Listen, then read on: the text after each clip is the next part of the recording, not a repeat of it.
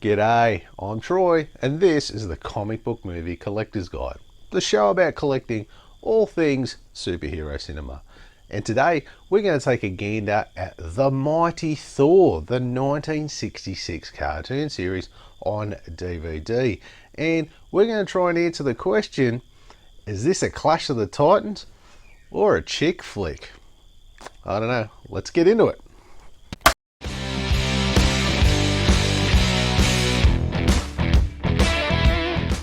The Mighty Thor is an animated superhero cartoon that went for one season, containing 13 episodes, with a runtime of 21 minutes each. The cartoon was part of an umbrella series called the Marvel Superheroes, a half-hour program made up of 3 7-minute segments of a single superhero. The show also featured cartoons of 4 other heroes: the Incredible Hulk, the Invincible Iron Man, Captain America, and the Submariner.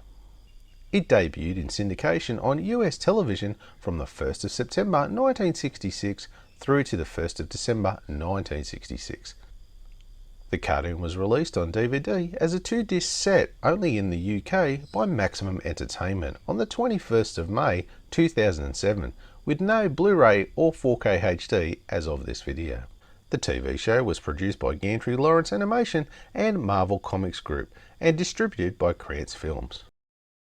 Okay, if we look at the front cover, not a bad cover. I don't mind this one at all. Probably not as striking as the Captain America one, but nonetheless looks pretty good. And if we look at the spine, not a bad job on the spine either. That looks good on the shelf. And the back, very similar to the Captain America one with the screenshots and everything you need on the back there. Now the discs, they're just a shot of the front cover.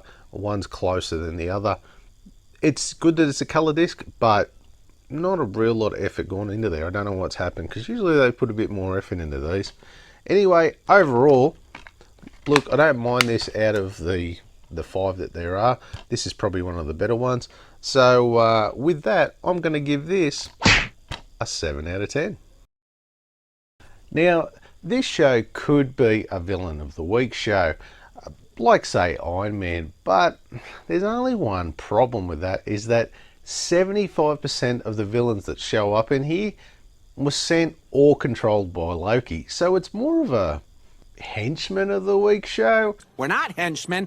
As pretty much every episode revolves around 3 key plot points. 1, Loki is out to destroy Thor for whatever reason, but that's never really explained. 2, Thor seeks approval from Odin to marry the mortal woman Jane Foster. 3, the henchman shows up, messes things up for Thor, which, look, he usually defeats with his hammer. Hammer time. It gets really repetitive after a while and really made it a bit of a slog to get through if you watch them all in a row like I did. It was hard work. Now, as far as the stories go, because you're dealing with gods and fantasy, things can get a bit loose, and you really have to put your logic and disbelief aside to follow the stories, as some things do, what can I say, get a bit trippy at times. But you know, hey, it was the 60s, right? Well, the 60s were fun, but now I'm paying for it. Now, if you're like me, you always thought that Thor's hammer was, just a cool hammer to beat people up with. But no, in these stories, it causes antimatter displacement, time travel, etc., etc. It is the Swiss Army knife of hammers, that's for sure. If there was a problem, yo, I'll solve it. Anyway, these stories are very fanciful and very loose on the details. So with that, I'm going to give this a 13 out of 30. As mentioned before in my previous videos about the other series, these stories and artwork were all lifted straight from the comic books at the time. Now, for me, I think so far, this is the worst show when it comes to the animation, as they use about, I'd say like 8 to 9 key shots over and over and over again. It's just about every episode, and trust me, when you watch them all in a row like I did, you notice them quick smart. Like this shot of Thor, which is terribly drawn image to begin with, but from what I can see here, what's going on with that hair? It just kind of makes me think of another show or movie. Is that a hair gel? Oh, yeah. Yeah, that's the scene I was thinking of. But yeah, oh my God, this shot shows up in every episode at least 6 to 7 times at a guess. Another thing that you notice is the change of costumes, mostly for Loki and Odin, as it can be up to 5 costume changes in the space of 30 seconds on film.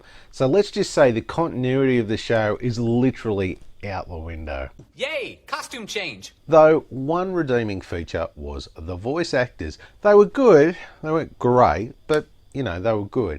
And I'll have the list up here of everybody. Now for me, I think Jack Crowley as Thor and Don Blake was good. He did a really good job of getting both of the characters down. And Bernard Cohen as Odin, I was a fan of. It was kind of how I'd kind of imagined Odin would sound in my head. Anyway, it's not the standout of the shows. So look, I'm only going to give this a 9 out of 20. Surprise, surprise, no special features, which of course is the norm for these releases. It's just the episodes, that is it, nothing else.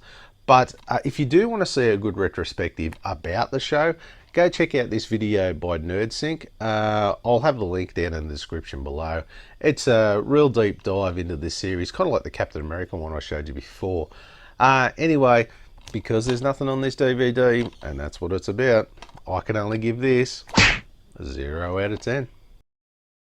Now, of course, no real surprises here. We've been through this before in the last few videos, and that is Rotten Tomatoes has no audience score and no critic score. But IMDb comes to the rescue. And of course, they have a score of 6.7 out of 10, which is a smidge higher than I meant, which I'm a little surprised with for me, as I was kind of put this one probably below Captain America. So, you know, not as far as the worst so far, but definitely below that out of the 3 shows we've watched so far. But anyway, if we round up that score, we're going to get a grand total of 7 out of 10. Now this one, I can't remember it ever being on TV as reruns, so I had no real loaded expectations about this one. But even with that said, it was still a bit of a letdown. Look, the animation was so bad and the stories just weren't much chop either. This one looks like it probably had the least amount of effort put into it. But I'm a lazy, lazy man. The one thing about this cartoon is it makes you glad that they stepped away from the whole Don Blake secret identity persona, as it was pretty lame. It just seems so lame.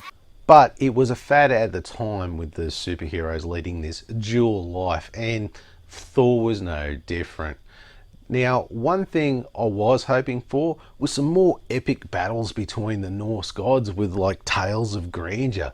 But all we got was a show about a guy whose dad wouldn't let him marry a girl he likes, and while he sulks about it, his jealous brother picks on him. That's it in a nutshell. You tell me I'm wrong. It's true. Anyway, there is one upside to this DVD release, and that is all of the episodes are in the right order, which is great. Yes, finally. But I did notice in the story arc that Thor reveals his dual identity to Jane in probably the last couple of episodes. But then in the very last episode, it was like that never happened. So I'm not sure what happened there story-wise. Anyway, as I said, I'm a bit disappointed by this one. So look, I'm only going to give this a 7 out of 20.